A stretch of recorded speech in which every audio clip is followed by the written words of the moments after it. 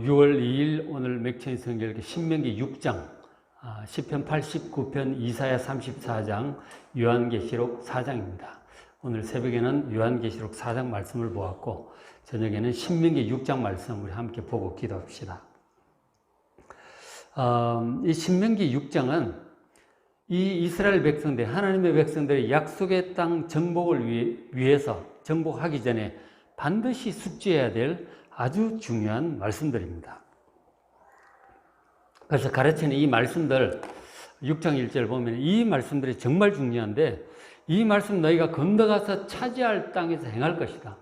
약속의 땅 정복한 이후에 하나님의 백성답게 행하는 데 있어서 반드시 준행해야 될 중요한 말씀들이다. 그것이 2절에 또 너희 나를 장구하기 위한 것이라. 오래도록 건강하게 심지어 영원토록 살게 하기 위한 말씀들입니다. 그래서 이스라엘아 듣고 삼가 그것을 행하라. 항상 신경 써서 삼간다는 말이 신경을 쓴다는 얘기예요. 신경을 써서 그 말씀대로 행하라 하는 것이죠. 그렇게 하면 네가 복을 받을 것이고 조상들의 하나님 여호와께서 하신 것 같이 젖과 꿀이 흐르는 그 땅, 약속의 땅에서 네가 크게 번성할 것이다. 그리고 오래도록 그곳에서 누리며 살게 될 것이다. 그렇게 말씀하셨어요. 어떻게 하면 가르치는 이 말씀을 잘 귀담아 듣고 그 말씀을 따라 행하면 그렇게 된다는 거예요. 굉장히 중요한 말씀이죠. 그래서 이 6장에는 먼저 쇠마의 말씀, 쇠마의 말씀이라고 하는 것이 이제 6장 4절에 보면 이스라엘아 들으라. 그렇게 들으라. 이 말이 히브리어 쇠마 이스라엘 이렇게 되어 있어요. 쇠마 이스라엘 들으라.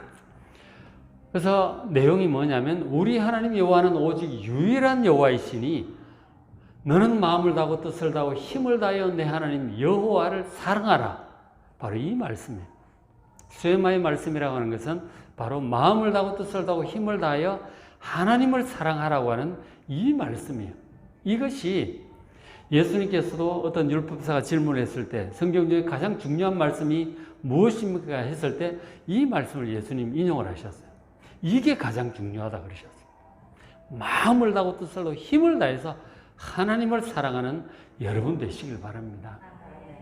근데 하나님을 이렇게 사랑하지 못하고 적당히 사랑하고 혹은 하나님보다 다른 것들을 더 사랑하는 것을 뭐라고 그래요? 우상숭배예요. 우상숭배. 구약 내내 선지자들이 그렇게 책망을 하고 하나님께서 진노하시고 그것 때문에 재앙이 오고 멸망하게 되는 게 이다 우상숭배예요.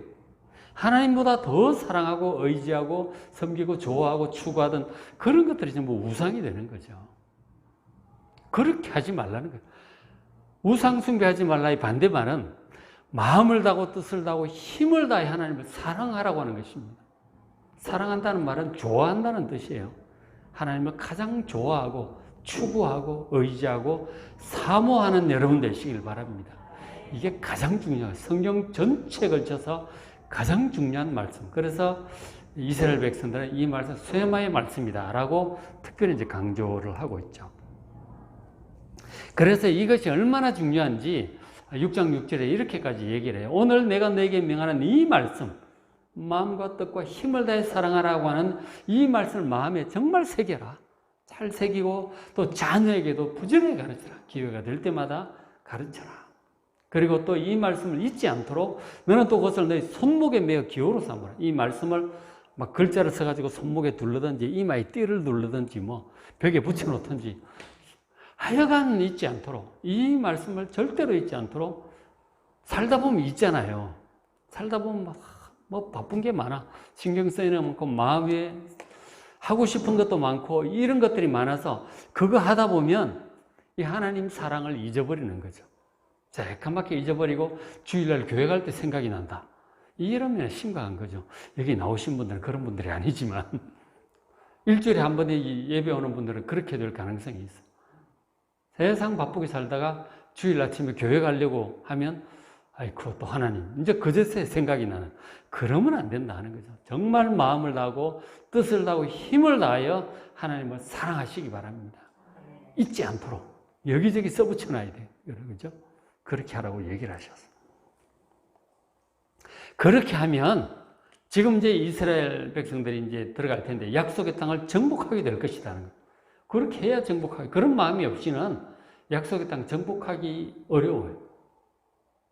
그런 마음 없이 약속의 땅을 정복을 하면 이게 배불러지고 모든 게 편안해지면 금방 하나님 떠납니다.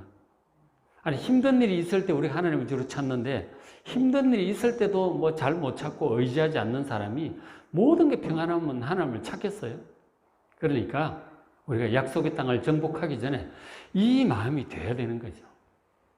어떤 환경에 있든지 하나님을 가장 사랑하고 의지하는 이 마음이 되어야 돼요. 그렇게 되면 약속의 땅을 정복을 할 수가 있게 되는데 6장 10절에 내 하나님 여호와께서 주리라 맹세하신 땅, 바로 약속의 땅이죠. 들어갈 것이다. 들어가 보면 네가 건축하지 아니한 크고 아름다운 성읍을 얻게 될 것이다. 성읍은 도시를 얘기하는 거예요. 영어로 city라고 되어 있습니다. 성읍이. 도시를 얻게 될 거예요. 가보면 건물들, 집들, 시설들 다 되어 있죠. 그거 건축하려고 그러면 얼마나 힘들겠어요. 다 지어져 있는 그런 성읍도 얻게 될 것이다. 가나안 땅 정복하면 그렇게 되겠죠. 그런가 하면 11절에 네가 채우지 아니한 아름다운 물건이 가득한 집도 얻게 될 것이다. 각각 집에 들어가 보면 막 필요한 살림살이가 다 들어가 있어. 그런 집도 얻게 할 것이다. 그리고 네가 파지 아니한 우물도 차지하게 하실 것이다. 그 우물 하나 얻으려면 얼마나 힘들은데요. 땅을 깊이 파야 되잖아요. 땅 판다고 우물이 다 나옵니까? 실패할 가능성도 많아요. 그렇게 어렵게 얻는 우물 하나 있으면 물 걱정 없이 살 수 있죠. 지금은 수도가 콸콸 나오지만 옛날에는 우물이 있고 없고가 큰 차이가 있는 거예요. 파지 아니한 우물도 얻을 것이다. 그런가 하면 또 네가 심지 아니한 포도원, 감람나무도 차지하게 될 것이다. 나무 이런 거 원래 심어가지고 열매 얻으려면 4, 5년 걸려요.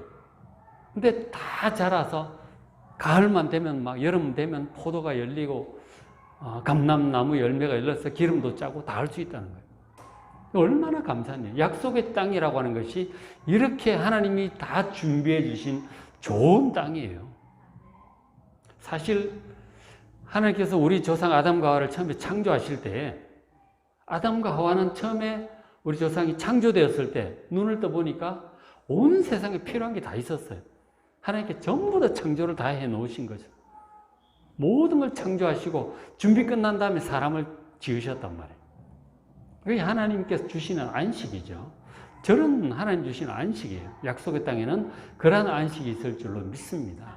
그리고 더 나아가서 나중에 새하늘과 새 땅에 들어가면 진짜 좋은 모든 것들이 다 준비된 완비된 그곳일 것을 믿으시기 바랍니다.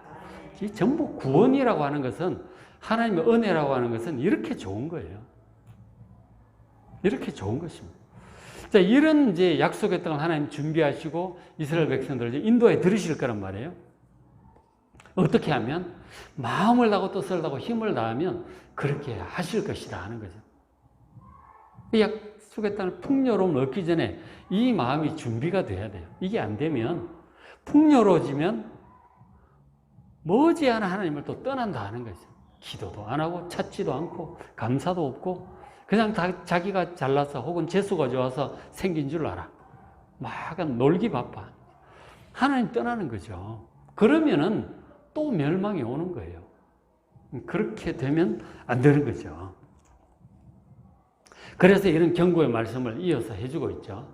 6장 11절에 네가 심지 아니한 포도원과 감람나무를 차지하게 하사 내게 배불리 먹게 하실 때 모든 문제가 해결되고 풍족하게 될 때 12절에 너는 조심하여 너를 애굽 땅 종되었던 집에서 인도하여 내신 여호와를 잊지 말라 하는 거죠.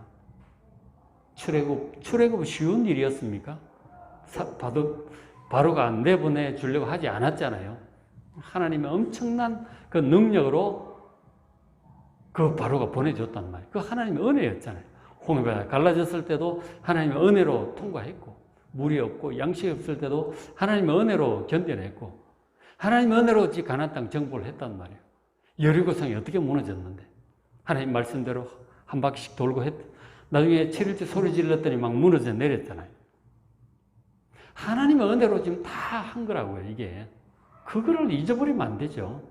그리고 하나님께 감사하고 예배드리기보다 이방 여인들 쫓아다니고 이방 사람들 쫓아다니고 그 이방 신들 섬기는 데 왔다 갔다 하면 이 모든 구원을 베풀어 주신 하나님께서 어떠시겠느냐고 진노하시죠. 배은망덕하잖아요. 그래서 잊어버리면 안 돼요. 잊어버리면 재앙이 오고 그래도 말 안 들으면 멸망이 오는 거예요.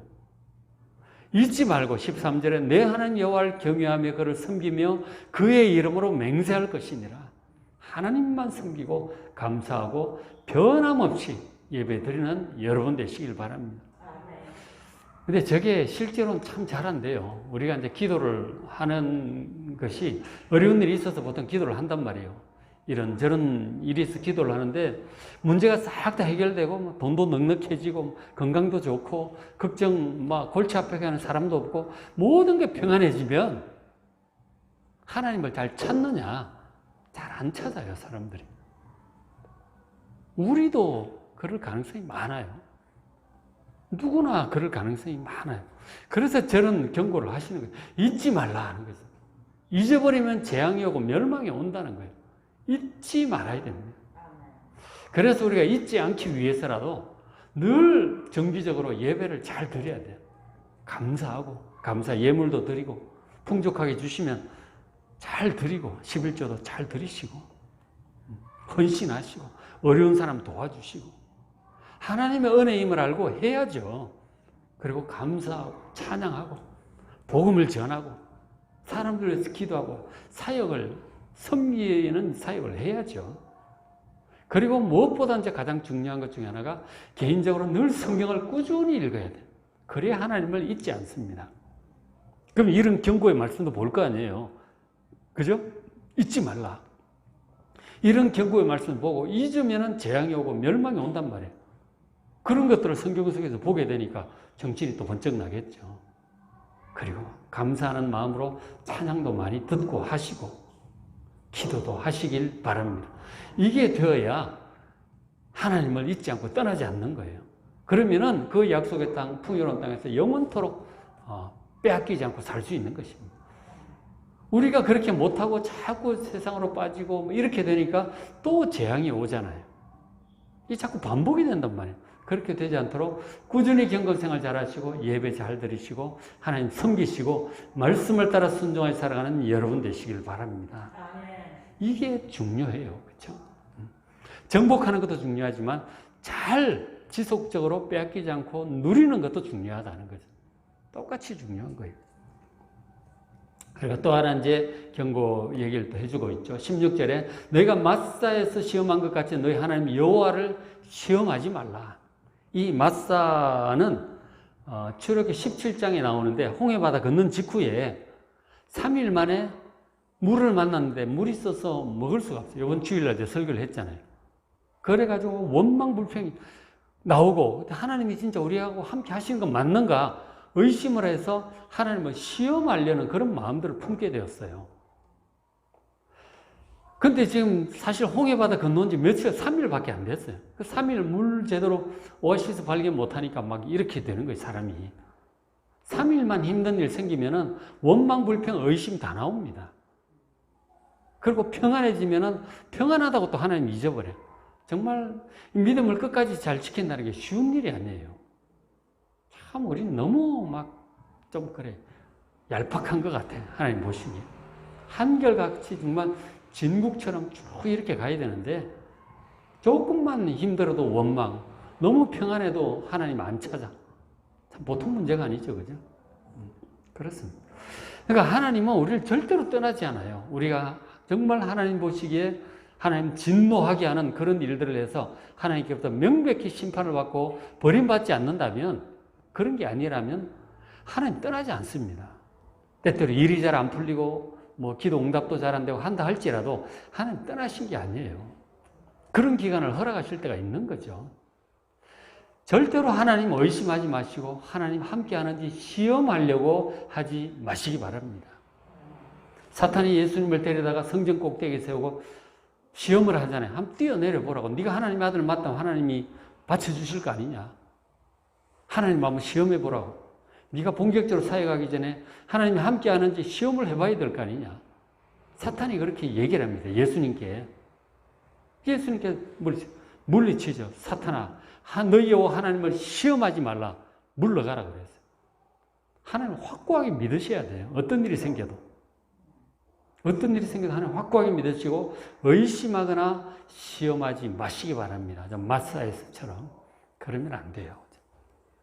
그리고 이제 우리가 어떻게 해야 되느냐면 17절. 너희 하나님 여호와께서 너에게 명하신 명령, 증거, 규례, 하나님의 모든 말씀들을 삼가 조심해서 잘 지켜라 하는 거죠. 마음에 품고 묵상하고 그 말씀을 따라 준행하라고 하는 것이죠. 그렇게 하면 18절, 19절 여호와께서 보시기에 정직하고 선량한 일을 행하라. 말씀을 따라 행하라. 하나님을 사랑하고 이웃을 사랑하라고 하는 말씀이죠. 그렇게 하면 네가 복을 받을 것이다. 그렇게 말씀을 하셨어요. 그래서 우리가 이제 살 때 자기 기분대로 살면 자기 마음, 자기 느낌, 자기 생각, 자기 기분대로서 하나님 말씀 생각 안 하고 자기 느낌, 자기 기분, 자기 취향, 자기가 원하는 대로만 하면 자꾸 육신적으로 흘러가요. 그래서 하나님 말씀을 반드시 늘 염두에 두고 살아요. 하나님을 염두에 두고 살아요. 그게 하나님의 백성의 가장 중요한 특징이죠. 믿지 않는 자들은 자기의 어떤 생각, 육신의 어떤 생각을 따라서 그냥 하고 자기 소원을 따라서 해요. 그러나 우리 속에도 본능이 있죠. 그것도 물론 참고해야 돼요. 배고플 때는 밥도 먹어야 돼요. 그죠? 피곤할 때는 자야 돼요. 그죠? 다 해야 돼요. 그것도 귀 기울여야 되지만 더 중요한 것은 하나님을 항상 염두에 두고 사는 것입니다. 말씀을 늘 읽고 묵상하고. 그래서 그렇게 해야 되는 거죠. 그렇게 하면 결코 하나님을 떠나지도 않을 것이고, 하나님을 진노하게 하시는 일도 않을 것이고, 하나님께 인정받고 칭찬받는 그러한 삶을 살게 될 줄로 믿습니다. 우리는 믿음이 자라고 하늘의 상급이 쌓이고 주신 사명을 감당하는 보람 있는 그러한 삶을 살아가는 여러분 되시기를 바랍니다. 자, 오늘 맥체인성경 신명기 6장, 시편 89편, 이사야 34장, 요한계시록 4장 말씀 읽으시고 은혜 많이 받으시기 바랍니다.